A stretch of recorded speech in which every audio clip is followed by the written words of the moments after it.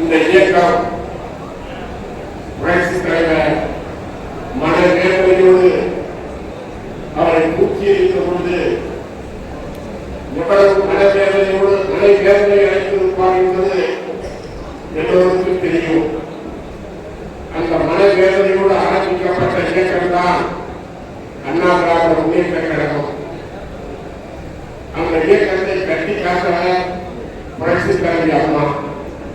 அவனாலே புகழப்பட்டவர் 2 முறை முதலமைச்சர் பதவியை கொடுத்து அதை திருப்பி வாங்கி வரலாறு கொடுத்த பதவியை திருப்பி கொடுத்தது அந்த வரலாற்றுக்கு சொந்தக்காரர் என்று அம்மாவால் புகழப்பட்டவர். அம்மாவுக்கு தெரியும் எடப்பாடி தொடர்பவர் நன்றி மறந்து திருப்பி கொடுக்க மாட்டார் என்பதை உணர்ந்துதான் அவர் அந்த கருத்தை சொன்னார். அப்படி அம்மாவும் நம்பிக்கை உடையவர். இன்றைக்கு வரையிருக்கின்ற நாடாளுமன்ற தேர்தலில் நாம் எப்படி நம்முடைய இயக்கம்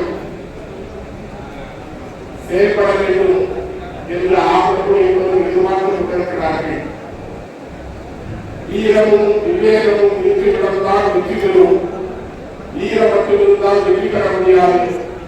அதே போல் விவேகம் மட்டுமிருந்தால் வெற்றி பெற முடியாது. இரண்டும் முன்னணி இருந்தால்தான் வெற்றி பெற முடியும். அப்படி ஈரமும் விவேகமும் படித்தவர் அந்த ஓபிஎஸ் அவர்கள். தேவ சொல்வார், தேசியமும் தெய்வீகமும் இரு கண்கள் என்று. தேசியமும் நமக்கு முக்கியம், தெய்வீகம் ரத்தத்தில் கலந்தது. ஏனென்றால் தலைவரும் அம்மாவும் தெய்வீகத்தையும் தேசியத்தையும் வைத்தவர்கள். அப்படி நாம் தெய்வீகத்தையும் தேசியத்தையும் வைக்க வேண்டும். விவேகமும் வீரமும் இருக்க வேண்டும். அத்தனையும் உள்ளவர் அந்த ஓபிஎஸ் அவர்கள். எந்த நேரத்தில் விவேகத்தை பயன்படுத்துவது, எந்த நேரத்தில் வீரத்தை பயன்படுத்துவது என்ற கலைகளை கற்ற அண்ணனவர்கள். நான் ஒரு உதாரணத்தை சொல்கிறேன். அரங்கேரியில் அண்ணா முதலமைச்சரானார். அவர் எம்பியாக இருக்கும் எம்எல்ஏவுக்கு நிற்கவில்லை. ராஜ்யசபா எம்பி. ராஜ்யசபா பேருந்து வருகிறது. அப்பொழுது இந்தியாவின் நாட்டு தேர்தலாக இருந்த ரெங்கராமன் என்பவருக்கு திமுகவுக்கு சந்தர்ப்பங்களாக அவருக்கு எம்பி பதவி எம்பி சீட்டு கொடுக்கிறார் அண்ணா. திராவிட முன்னேற்ற கழகத்தில் என்பவர்கள் சொல்கிறார்கள், அவர் கொடுத்த அந்த ரெங்கராமன் என்பவர் திராவிட ஒன்றை சேர்ந்தவர். அண்ணாவே கொடுத்து விட்டாரே என்று சொல்லும் பொழுது அண்ணா சொன்னார், இந்த நாடு முக்கியம், இந்த நாட்டின் வளர்ச்சி முக்கியம். இந்திரா காந்தி அம்மையார் சொன்னார், அதனால் அவருக்கு கொடுத்திருக்கிறேன். நமக்கு தமிழ்நாட்டின் வளர்ச்சி தான் முக்கியம், அதற்கு சிலரை விட்டுக் கொடுக்க வேண்டும் என்று சொன்னார்.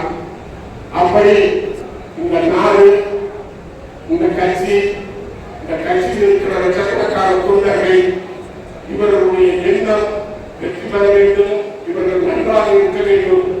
அதற்கு அண்ணன் எந்த முடிவு எடுக்கிறாரோ இந்த நாடாளுமன்ற தேர்தலில் அந்த முடிவை நாம் வரவேற்க வேண்டும். நிச்சயமாக அரசியல் சதுரங்கத்தில் எந்த காயை எப்படி நகர்த்துவது, எந்த காயை வெட்டுவது என்பது அண்ணனுக்கு தெரியும்.